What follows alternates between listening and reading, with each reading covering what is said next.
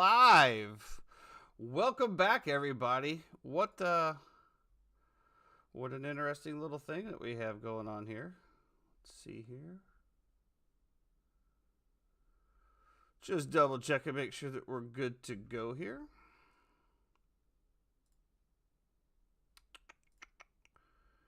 And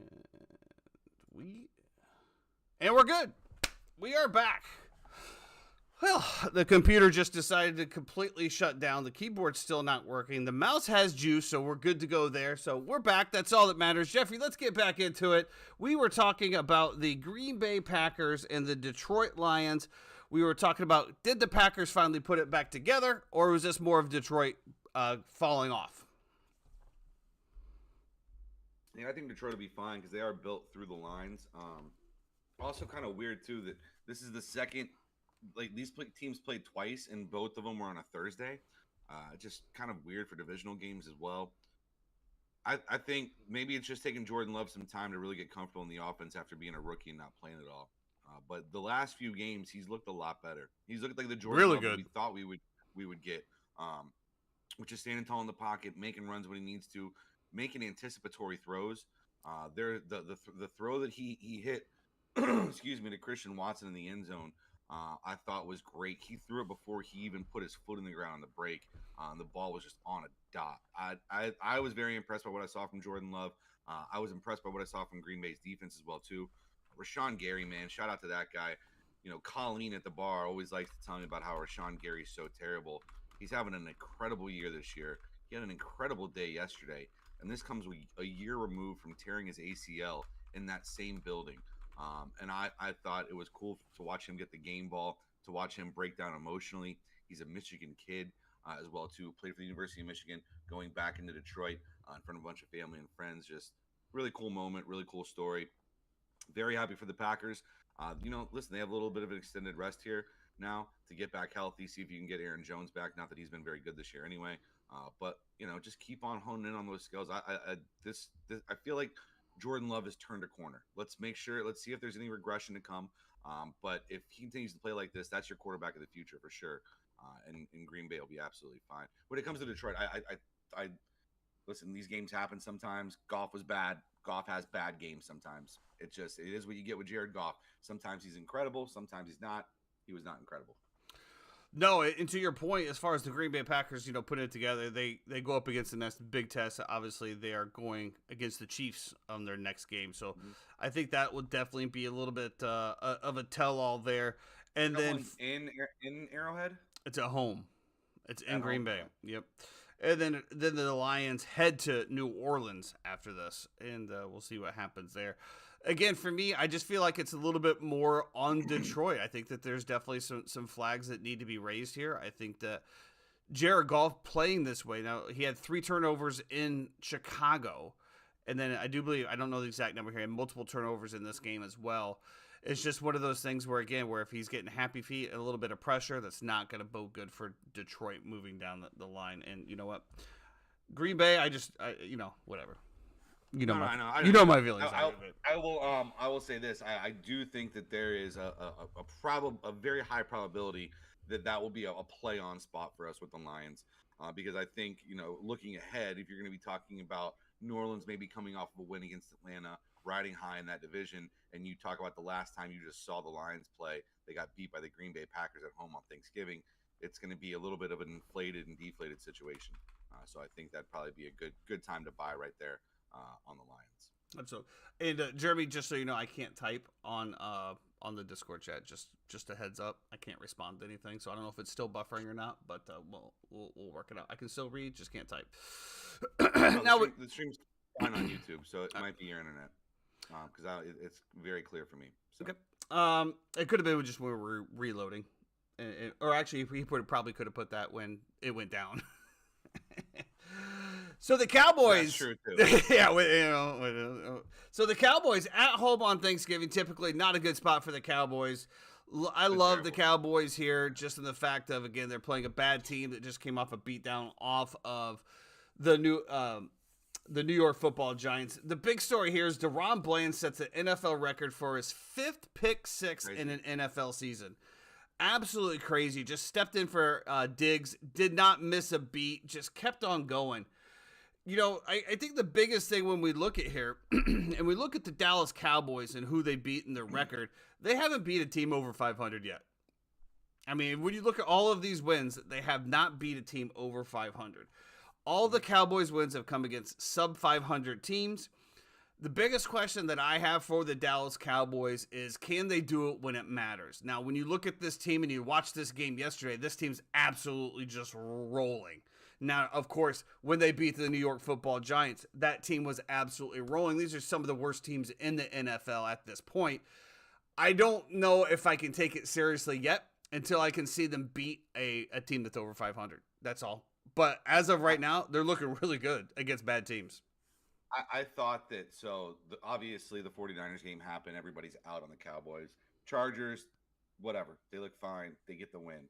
They turned a corner in the Rams game. And I don't know what it was, but a flip switched in that second half, and they have taken off since. They look really good. I thought they outplayed the Eagles in that game. We got very fortunate to get the cover in that game. They outgained them. I thought they outplayed them on both sides of the ball. And then, yeah, I mean, you get Giants, Panthers, Commanders, but this little section is over. And I had the good fortune of seeing our good friend Mark Fitzpatrick last night out and about, and just a chance to bend his ear a little bit about everything going on. And Seattle, they have the following week, and then after that, it's Eagles, it's Buffalo, it's Miami, it's Detroit, and then they finally finish up with Washington again.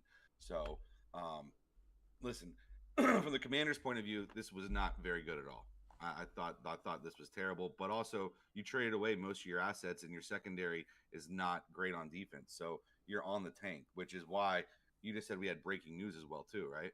Yeah, the Washington Commanders have let go of Jack Del Rio and another assistant. I can't remember. Defensive assistant. Yeah. Listen. Sure, this is Ron Rivera trying to shift blame to anybody else that he can. If you ask Ian, and I talked to Ian about this yesterday too, Ian is cool with keeping Ron Rivera until the end of the year because he wants to lose every single game the rest of the year. Of course. Why wouldn't you? So, it's the same thing, honestly, for the Chicago Bears. I mean, what do you, as long as you're seeing the quarterback progression and what you need to see to evaluate your talent, right? And I think that we can agree Sam Howell has definitely shown enough to give you another year or two. Plus, he's on his rookie contract. Why would you want to win football games? Right? Yeah. I mean... Listen, I think this Cowboys team is for real. I think if Dak continues to play the way that he has this year, sky's the limit for them. I did pick them to win the division against the Eagles. That is probably not going to happen, but who knows? They do get them back at home. There's still an avenue. Coming up in a few weeks, and the Eagles, who knows what's going to happen with that. So, yeah, I mean, I like the Cowboys this year. Obviously, losing Diggs was a big piece for them, but DaRon Bland stepping up. DaRon Bland has more touchdowns this year than Kyle Pitts has in his entire career. I'm sure he has probably more touchdowns than a lot of people in his career. But did you know that Kyle Pitts also plays for a shit coach on a shit team that doesn't utilize their number one talents, a la Bijan Robinson, a la Kyle Pitts, a la Drake London? I saw that tweet and I was like, are you kidding me right now? Like, how is that possible? Through like 6 games. It's insane. Yeah. Absolutely. Buff, we will get to your that fantasy question absolutely for you as soon as we get to those games, and we'll be happy to break that one down for you.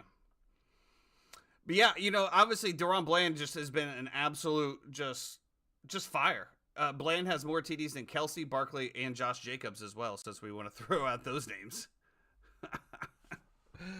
I don't know. But yeah, so I mean, good stuff here from the Cowboys. We'll see what happens if they get to a good team. The last game that we had on the slate was the 49ers Seahawks. 49ers 31, Seahawks 13. Now, this game looks like it was an absolute blowout, but let me tell you, there was a point in time in the third quarter where I got a little nervous. And that was when Brock Purdy threw the pick six, and all of a sudden it was, I think, a 10-point game. And I'm Jackson like, Smith and Nigbo's making one-handed catches. Bro, what a catch. Like, what a catch. At that point in time, I was like, well, this is my own fault. I doubled down. I was down 2 units earlier. I'm like, you know what? I'm not going to overthink it like we talked about on Wednesday. I'm not going to overthink it. San Francisco blows us out. 6.5 easy money. We're laying 6 units on it. We're going to have a nice little 3.5 up unit day, whatever it is with juice. And then that happened, and I was like, oh shit. But then for my good benefit and for many others that bet San Francisco, we saw Geno Smith go out there. And let me just say, Geno Smith is not 100%. He does not look good. He's not 100%. He has an injury, and they were showing something. They said something on the broadcast, and I didn't see it, but they were showing where they were going to scraping his elbow or something like that. Yeah, if you saw, he had that big black sleeve on. They were scraping it or something like that. I don't know, but the announcers were like, "This is not good to watch." They never showed it. He just doesn't look good, Unfortunately for me, Zach Charbonnet couldn't get anything going with the run game. He got, obviously, the majority of the touches. The other back that they had in there actually looked like he was producing more, but then also there were some huge holes that back was able to hit over there. Absolutely, Jackson Smith-Njigba, just an amazing one-handed catch. Of course, they show flashes of the Odell Beckham Jr. My biggest thing, Jeff, is did they practice that? Did they practice that? Was that what they were trying to do there with the one-handed, or was that improv? I think that was just a reaction in the moment. Oh, okay. All right. I think we can take away from this game the San Francisco 49ers are absolutely back. And they had that little 3-game skid where we thought, hey, there's some suspect going on here. Absolutely not. They beat up on a Seahawks team. There was the 12th man. I know Jeremy talked about this once time before. We talked about the 12th man not necessarily being the 12th man anymore. The 12th man showed up in this game. The 12th man showed up in this game. Multiple false starts by San Francisco. Inability to get the plays in. The crowd absolutely did their job to keep it in it. Obviously, DK Metcalf shut down. Number 7 from San Francisco. I can't remember what his name was. Ward? Tre'Davious Ward. What a great game. What a game. Yeah, he played for came from the Chiefs. He used to be on the Chiefs. What a game. He absolutely shut down DK Metcalf. I wanted to make this my mortal lock. I think I said this is my mortal lock, but it's fine. We'll figure something else out for you guys on Sunday. I thought this was a great spot for San Francisco. You're right. Geno's not right. I watched him throwing out to Tyler Lockett, and there was just no velocity on the ball whatsoever. It looked like a loopy little pass on a 3-step drop on a regular 5-yard out. It didn't look good. Geno also had no time, man. And their line, struggling. I don't think that's going to change that much next week against Dallas. Unfortunately for them, who has an amazing pass rush as well. I think a lot of people are going to face that against this 49ers defensive line. I mean, it's a cheat code. Bro. It's ridiculous. Like their worst pass rusher on that line would be a home run hitter starter somewhere else. So anyway, my Madden team is 11-0 with AJ McCarron. Yeah, he's going off on this NBA 2K and Madden. I don't know, bro. MVP, we'll get to it if we got time, but we have a really quick show here today. It definitely looks good. So moving on, we have one of our possible. I take that back. We're going into Friday. So Friday today, the first time ever, Amazon has paid $100 million to have this game. Now, there's a lot of rules in regards to NFL and Fridays, in regards to not trying to take away from high school football, things of that nature, and they cannot start a game after 6 o'clock on Fridays. I did not know this. But Amazon, being the giant that they are, just wrote a check for $100 million and said, I want a game on Friday because it is Black Friday, and the more people I can keep inside of a home watching football is the less people that are going out shopping. And just complete chess move by Jeff Bezos there. So we do have the Dolphins heading into the Jets. The Dolphins are favored by 9.5 here. The Jets, we talked about making a QB change. We have Tim Doyle here to spark the Jets team into relevance once again, to where we can wait for Aaron Rodgers to come back to get hurt once again, running for his life. The spread is 9.5 here. I do like the Dolphins to cover here. I think that the Dolphins, if they clean up their offense and the stuff that we saw that really honestly just looked like shit against the Las Vegas Raiders, I think that this would absolutely roll. Just take the Buffalo Bills game plan from here. I don't think that the Jets defense can just keep up. Tyreek Hill's going to run wild. My biggest question is, and to Marcus Buffing's question, is Garrett Wilson. Now, Garrett Wilson last week had negative points for me. Can Tim Doyle... Jeff Wilson, not Garrett Wilson. Oh, Jeff Wilson. Oh. Yeah. My biggest question still is Garrett Wilson. Is Garrett Wilson going to be any type of fantasy relevant in this game whatsoever? I don't know. I think the Dolphins run wild here. Tyreek Hill has a huge game. There's just, while as good as that Jets secondary is, too many weapons. Jalen Waddle, Tyreek Hill. Nobody can keep up with Tyreek Hill. I think he's going to have a lot of cross routes where he catches the ball for 10 yards, runs for another 20 or 30, probably breaks a touchdown as he always does. Give me the Dolphins here, minus 9.5 on a Friday, Black Friday game. I don't like it at all. I don't like any of it at all. I'm looking at the total. I'm like 40. That's about right. 9.5, 10 points. That's about right. Jets have a good defense. They can get pressure before. They can drop everybody into coverage. Sauce can cover Reek, hypothetically. I don't know. So I don't know. I'm just looking at what the Buffalo Bills just did to them, and a Buffalo Bills offense that you don't like, and a quarterback in Josh Allen that's turnover prone, absolutely filleted that Jets defense. Yeah, I don't know. It just seems like a different spot to me, but maybe I'm blinded by it. But I would say this: I do think that there is more opportunity for Drake London. But now Desmond Ritter's playing. Yeah, but they're also coming off a bye. I think Desmond Ridder has obviously had more time to communicate, work with my biggest problem is the coaching. Again, you don't use Bijan Robinson.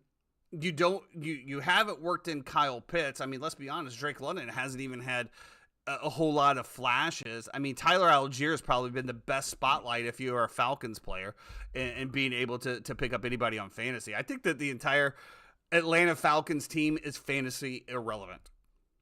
That's just the way I feel about it. They haven't proven anything to me so otherwise. MVP, to answer your question, the Seahawks should absolutely not sit Geno Smith for Drew Lock to see what they have, because while they didn't look good here, they do have a mini body to get healthy, and they're still right in the thick of the playoffs. So if they would have won that game, they would have been right next to the San Francisco 49ers. They're still only one back. No, absolutely not. You continue to ride Geno Smith. Everybody knows what you have in Drew Lock. No need to do that as well. But yeah, I don't know. Any other ones on that one? Jeffrey? No, I really don't have an opinion on this game at all. I'm definitely not betting it. I'm more looking forward to the Magic game at 2 o'clock than I am this game at 3:30. But I also don't really have anybody. I do have Garrett Wilson in one league, so I guess I'll pay attention to that. But you need to be rooting for your boy here, and Buff, you need to be rooting for your boy here too, because I'm trying to take down the number one team this week for y'all. All right. It's David versus Goliath here. It's number 1 against number 12. I just said I'm projected to win. So shit's going to go sideways. Let's get into some possible circuit plays here. We have the Tampa Bay Buccaneers headed to the Indianapolis Colts here. Absolutely love the Tampa Bay Buccaneers plus 2.5 here. The Colts have shown that they are a good team on the offensive line, but let's be honest, we do have Gardner Minshew. We do have a rejuvenated secondary from the Tampa Bay after the Tennessee Titans beat down that they gave up.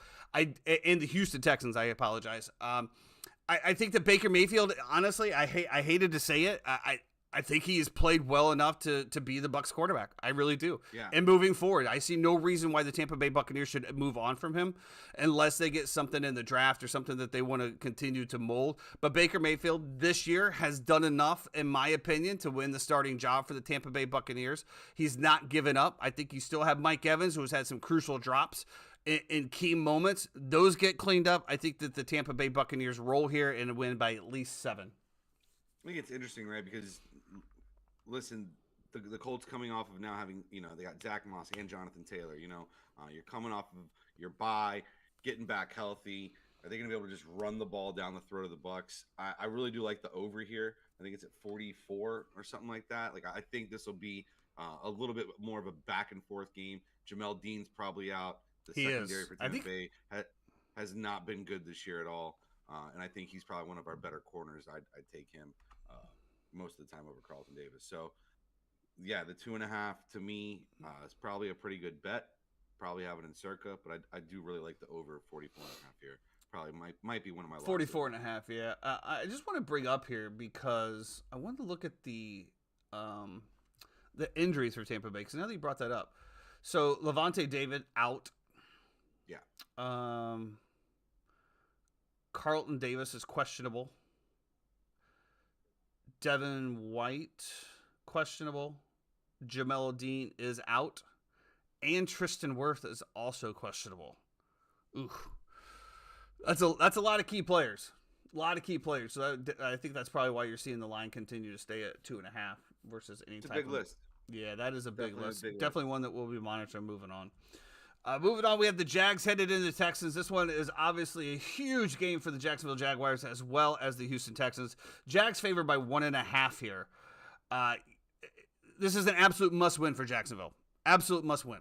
If you want a chance to win this division, you cannot go down 0-2 to the Texans. You just can't. Just can't.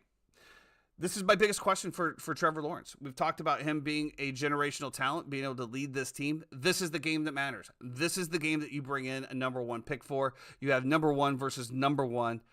I think this is going to be an absolute shootout as well. We talked about that in the Tampa Bay game. This one is sitting at 47.5. If we've seen anything from the Houston Texans is they can put up points and they can put up points quick. We've seen it at times from Jacksonville. That's my only question. I think I might just be targeting the Houston Texans team total on this one, but I will look at that. This is going to be a no play for me as far as this game. This is going to be one of the ones where you just sit back and enjoy and watch the fireworks. Well, I got my teams that I'm married to for the rest of the year, so one of them is the Green Bay Packers. One of them is the Jacksonville Jaguars. So I will be on Jacksonville. I love the Jags. I love their team. Love everything about them. Listen. What a 180 from a couple weeks. Actually, last week, I do believe I saw on my group chat, we are not starting Trevor Lawrence. I am off Trevor Lawrence and the Jags until they show me something, and they did show you something. And guess what? Jeffrey's back in head first in the Jacksonville Jaguar pool. But this is what I said. All I said is that until I see it, I can't. You had other options. We had other options too. So that it wasn't like we didn't have another option to play. We had Geno and then he Smith puts up the career against the LA Rams and what I loved the over on, which ended up being completely terrible. Geno gets knocked out of the game, gets hurt. Drew Lock comes in. It's just whatever. Things happen sometimes. You make a call, it didn't work. But now I've seen it, and I thought Trevor Lawrence looked great. I thought his anticipatory throws to Ridley were fantastic. Really just. I don't know. I thought they looked great last week. Now they are playing the Titans. So if you want to look good against teams, you want to play the Bucs, you want to play the Titans. Who am I forgetting? Panthers probably up there as well. Bears, Giants, Commanders up there. Commanders. Yep. Well, so again, I know Jeffrey will be on this one. This is just gonna be one I'm just gonna sit back and watch. Next up, we have the Steelers headed into Cincinnati. Obviously, the Steelers fire Matt Canada. Kenny Pickett on the hot seat. And this is one of the things that I just don't agree with. Regardless of whether you think Kenny Pickett is the guy or not, we're in year 1.5. And this goes back to what we were talking about Tom Brady. And Jeff put out a very good link. I think it was Rich Eisen talking about the same thing as well, as far as, the offseason and these voluntary camps versus not, and being able to have time to develop people. And that's just not there anymore, thanks to the NFLPA and what people want to do with their time on the offseason. And this is why you see quarterbacks, especially young quarterbacks, struggle in the league and new players struggle in the league because they're not getting the reps. This is all just getting reps. I mean, to say after a year and a half that a guy is not the guy when you've seen brilliant throws out of him, you've seen bad decisions, but you've seen brilliant throws as well.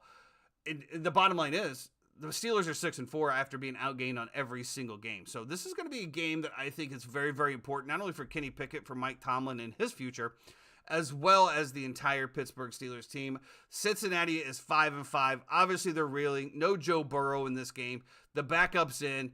If you talk to the head coaches, of course they're going to tell you what you want to hear is that the backup is just not going to miss a beat. Obviously, Joe Burrow is going to be able to get. But if Jamar Chase is open 24/7, it doesn't really matter who's in the pocket as long as you give him a little bit of time, right? I mean, those completions should be made. I think that Cincinnati still wins this game. And that's what I'm going with. I think the Pittsburgh Steelers are still in shambles. I don't think that. I just don't think so. I'm going. I like it though. I don't really know what to do here. And real quick, MVP Bryce Young. There's rumors Bryce Young will be traded. I can tell you definitively, Bryce Young will not be traded. Their owner literally has like a statue of Bryce Young in his office. He's a diehard Bryce Young fan. Only reason they drafted him against the advice of the entire. Whatever. Doesn't matter. He's not getting traded. At least not yet. I will say this about this game. I don't really know what to do with it. I know it's at like 1.5 or something. I don't even know what we have it in Circa. 1.5 or 2. I think it's a pick'em in Circa actually. Is it a pick'em in Circa? That's scary. listen, I'm not a Kenny Pickett guy. I don't think he's great, but also, is the offense more fired up coming off of that?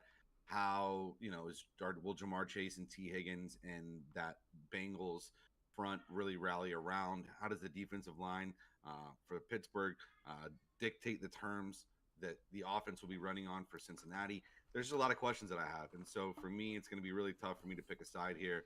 I'm going to side with the home team, usually in a divisional matchup, as a very short number. So I kind of agree with you. Give me Cincinnati here, I feel like. But I do need a lot of Jaylen Warren this weekend, too. So are we going to start him? As well. I think we have some decisions to make because we have a really good team, Tyson. Yep. Let's move on. We got to move this one on. We're running short on time here. Obviously, things going on. Panthers, Titans. Jeffrey's been targeting this one since the line came out. Loves the Titans here. I'm going to turn this one over to him. Obviously, the Panthers, we were on Panthers last week with the Cowboys, and Bryce Young did Bryce Young things, and that's why they got absolutely decimated here. We have the Titans at home coming back on a bounce back, and I think that's why Jeffrey is targeting this game as well. Yeah, bounce back. I mean, I like Vrabel in this spot, too, coming back home. The number's tough at 3.5, and it hasn't moved as well, too. It's just stuck at 3.5 the entire time. But in our defense, it also stuck at 10.5 against. No, I know, and it's just that that hook just always that hook just always just gets into you and won't let you go. Yeah, it's funny. You talk about that Rich Eisen segment, and he said that, when they were in London and they were talking with Vrabel in the pre-interview process when they were playing the Ravens in London, he goes, "Oh, so how's Will Levis looking?" And Vrabel goes, "No clue." And he's like, "What do you mean?" And they don't have time to sit there and try to give a third string quarterback a bunch of reps in practice. And their focus has to go elsewhere because of the way the CBA is negotiated. And then, sure enough, Ryan Tannehill gets hurt. Malik Willis comes in and looks terrible. And guess who's starting for you the very next week? Will Levis, the guy you have no clue about what he looks like at quarterback. And I think that's the same thing with Tampa Bay. I mean, same shit. Like you said, there's only so many reps to go around.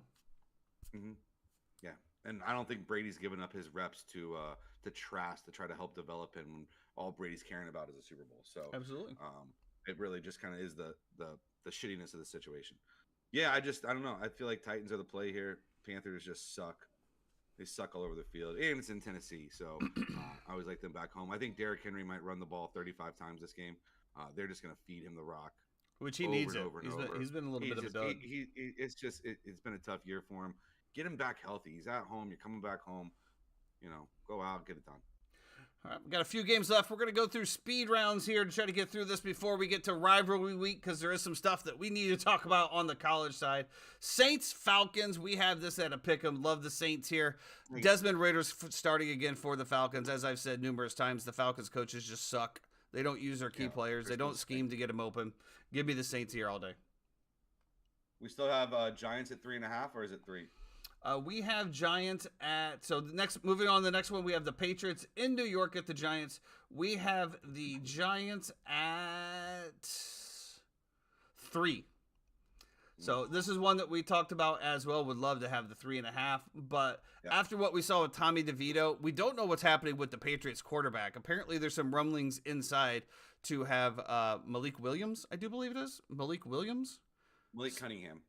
Cunningham to be starting at quarterback, which is when you talk about this and you talk about reps, you talk about Mac Jones number 2, you talk about Bailey Zappi number 3. So where did Malik get any reps for anybody to say, hey, we want him starting? Last 3 years at Louisville, that's about it. But he was supposed to be a wide receiver that they've brought back, practice squad. There's a lot going on. I just don't think Mac has a lot of confidence in himself right now, and I don't think that's been propped up properly by the Patriots organization or their fan base. And so when you have zero confidence as a quarterback, when you start seeing ghosts, when things like that start happening, I don't know. I think that line from the Giants can be able to dictate terms against the Patriots as well too. Thibodeau, Tommy DeVito, baby. Lawrence is a dog. DeVito at home in front of the family. Everybody was home for Thanksgiving. Love it. Give me the Giants here. I think it's still +3.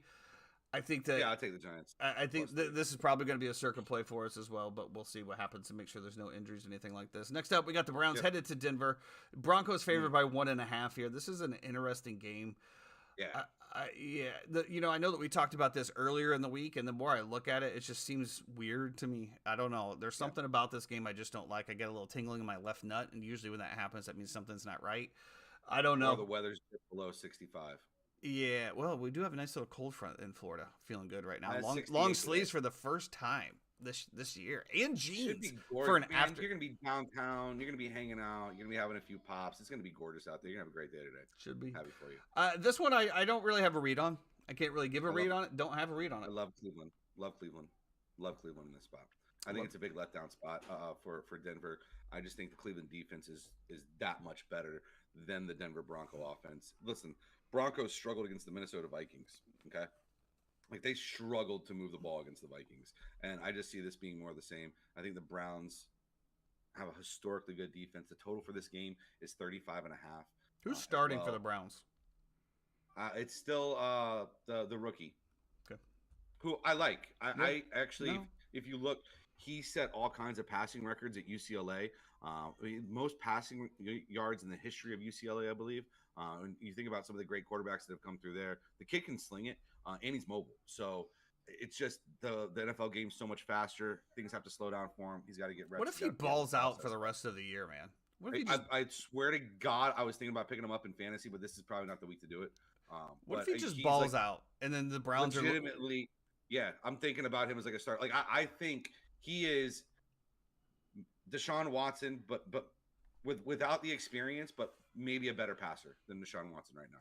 For sure. I think that's going to be something, obviously, with Deshaun Watson out. The kid goes out, balls out. Obviously, they still have a shot at making the playoffs, goes through. And then the Cleveland Browns, you're looking yourself right in the mirror with your clown mask on once again. What do you do now? Because let's be honest, nobody's trading for Deshaun Watson with a fully guaranteed contract, especially from what we've seen. You're absolutely stuck with him. And that would be the icing on the cake to watch Deshaun Watson with a fully guaranteed contract be QB number 2 on the Cleveland Browns. I think that would just be awesome. Yeah, no, and I legitimately think I don't see a reason why they should not make the playoffs with their defense, with their weapons. Well, this defense is just insane. If their O-line gets back a little bit healthy, like I love the Browns right now. I love the Browns, and I love them more without Deshaun Watson. Like it was always tough for me to be like, "Ooh, go Browns!" Because I remember there was a game that we picked because Deshaun Watson was not starting. Yeah. I mean, I don't know what else to say except for I just not a fan.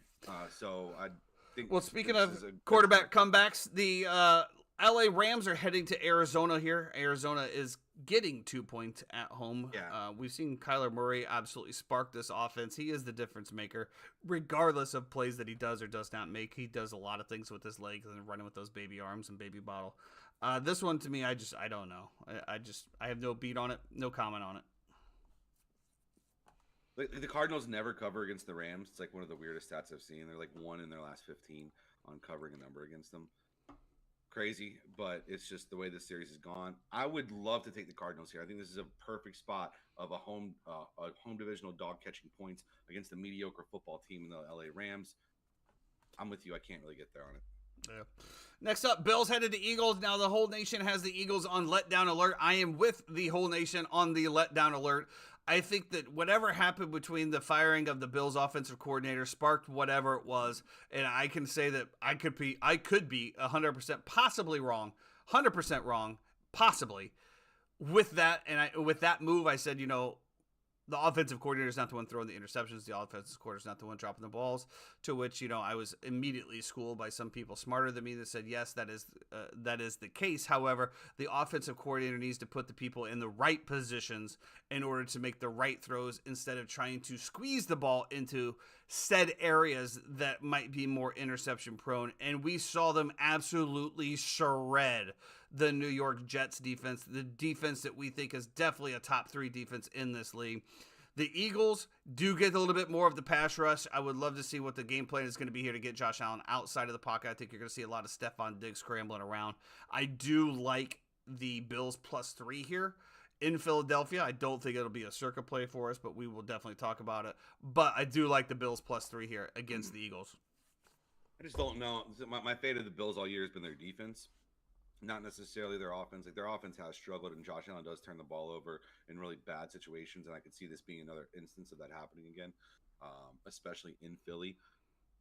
I can't trust Josh Allen in that manner, just because of the turnover proneness. So for me, I would probably be on Philly, but if the number was 3, I would love Philly. If the number at 3.5, I don't like it now because of the hook. So Absolutely. that's where I'm at. And last up on, well, not last up, but we do have the Kansas City Chiefs coming off another bad loss, headed to the Las Vegas Raiders. The Raiders are getting 9 points here. Now, we've seen a Raiders team that's been absolutely inspired ever since Josh McDaniels have left. It felt like a team that definitely had the handcuffs just completely busted off and just playing more freely. They disrupted the Dolphins all Sunday long last week. This is one that we definitely do have targeted here. We think +9 with this struggling Chiefs offense and with the wide receiver core and even Travis Kelce starting to sputter a little bit. 9 could be a lot here. Or this could be a Kansas City Chiefs team that comes out and says we're absolutely going to dismantle this team and regain. I don't know. This is just it's crazy. I don't know. I don't know who's showing up. I don't know the passion of what. I mean, Patrick Mahomes looks pissed off. And let's be honest, you don't want to piss off Patrick Mahomes. You know Travis Kelce is going to be pissed off. I will go on a limb and say Travis Kelce just absolutely explodes during this game.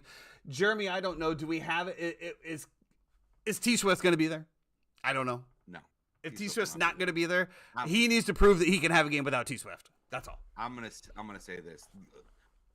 The way that we are thinking right now and the way that we thought earlier in the week about the Raiders is the way that 90% of the tickets have thought on the Raiders. So it's definitely been bet down.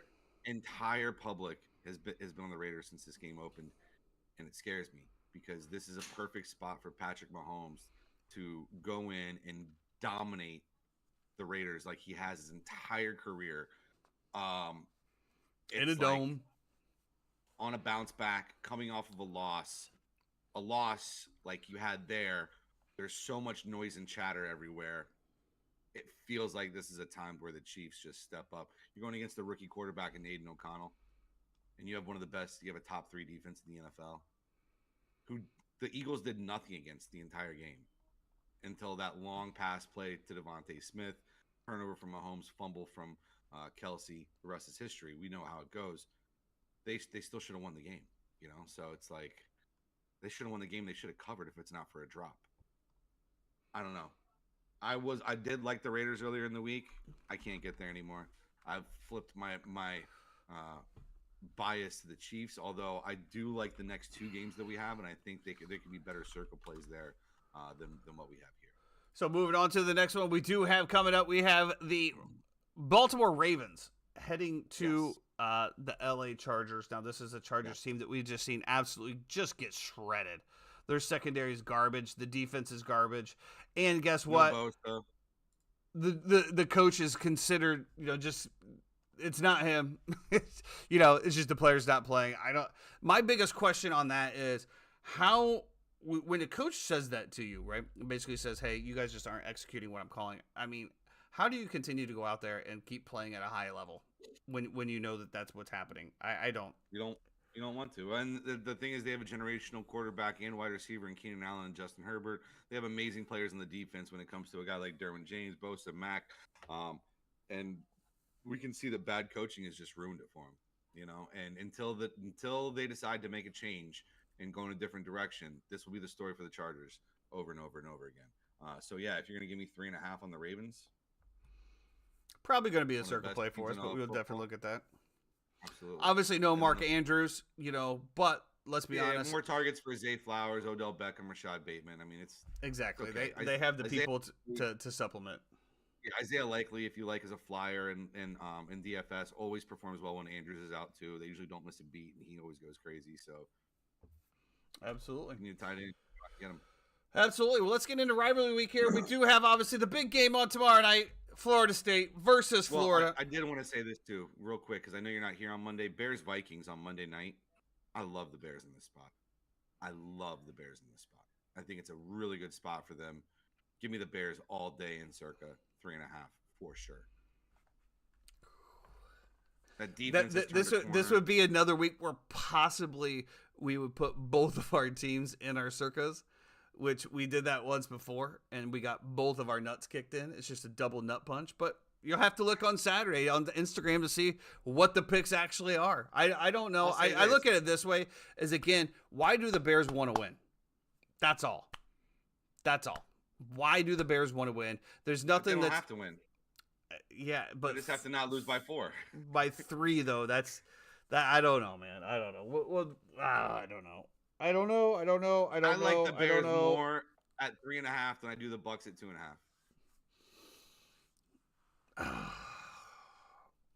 We'll have to talk offline about that. That defense showed up, man. That defense looks good. My biggest question is, we've seen that numerous times, and we see Justin Fields showed up at numerous times, but can they put it in back-to-back weeks? That's all. I think they want to win. I think the players on their team want to win. I see Roschon celebrating after runs, even though he's not getting. But is Matt Eberflus going to call the defensive plays to give them the opportunity to win? That's my biggest issue. They did it with the Denver Broncos. They did it with the Raiders. They did it with the Lions.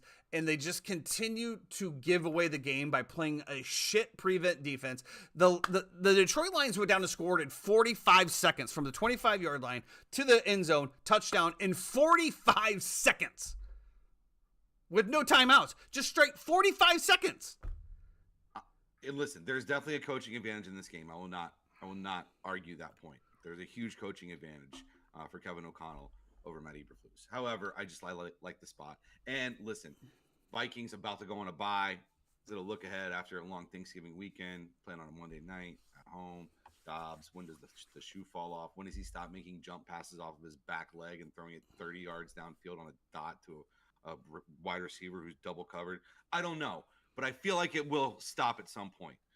It's ridiculous right now. I think the over might be the better play there, but we shall see. I just love your defense right now. I think you're playing so good on D, and I think you can stop the run with Edmonds. Yeah, but what happened? But if you, Jeff, and I have to agree here, and I don't want to spend a whole lot of time on this because we are running out. But if you look at what the Bears' defense in the first half versus the second half, it's night and day. That's because, guess what? As you just said, there's a coaching advantage to the other teams. They just out-scheme Eberflus in the second half. And if we could take first half lines, I think that would probably be the play. Because if you look over the past 3 or 4 games that the Chicago Bears have been leading, or definitely, covering what would have been a first half spread, and then the other coach makes the changes that most good coaches make at halftime, and then they go out and absolutely just shred Matt Eberflus and this defense that just likes to play a soft cover too, that gives everybody holes. I don't know, man. I can't get to it.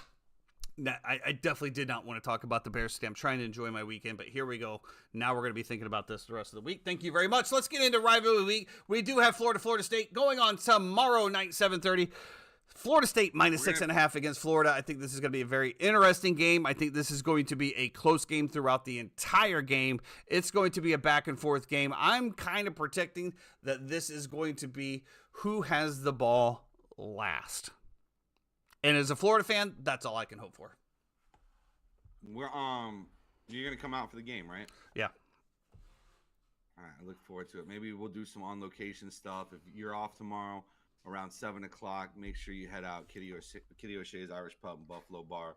Should be a good atmosphere. Sound will be on for the Florida State game. If you're a fan of either team, be absolutely fantastic to see you, meet you, shake your hand, so on and so forth. That being said, I do love Florida State in this spot. I think it's just the entire nation right now is counting us out. I love, from a motivational standpoint, the fact that we can clip all these different things and Norvell can take them and throw them up there as you guys are done because Jordan's not here. This is, you're counted out. This is over, blah, blah, blah. I think we come out lit on fire. At least I hope that we do, because if we don't, these rivalry games, the last thing you want is for it to come down to a field goal or a certain situation like that. So, leave no doubt out there is what I would say to Florida State football. I absolutely agree. The other big game that we have here, there are a few other ones we're not going to get time to.